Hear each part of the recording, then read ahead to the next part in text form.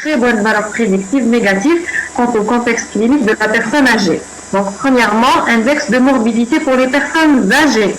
Deuxièmement, un diagnostic différentiel en orthopédie ou en rhumatologie entre l'arthrose ostéoarthritique, où la VS est basse, et la polyarthrite rhumatoïde, qui est une maladie auto-immune inflammatoire, où la VS est accélérée. Donc, faire une VS pour les rhumatologues ou les orthopédistes peut justement les orienter, leur permettre de faire un diagnostic différentiel entre les deux pathologies. Aussi, un contexte d'infection ostéo-articulaire, le port de prothèses de genoux ou de hanches, on demande justement une DS. Et puis, un bon marqueur d'activité de la réponse dans certaines pathologies.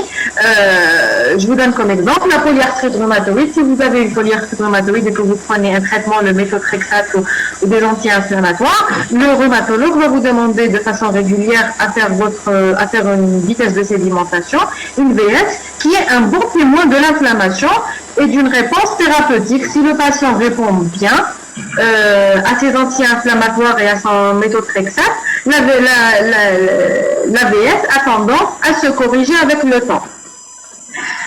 Aussi, ce qu'il faudra retenir toujours en relation avec la VS, c'est que les valeurs élevées au-delà de 100 mm par heure, donc une VS à 3 chiffres, est souvent associée à une infection, une maladie auto-immune, une connectivite ou un cancer métastasique. Donc une VS à 3 chiffres, c'est très mauvais. Et soit c'est une infection très importante, une maladie auto-immune ou carrément une tumeur métastasique.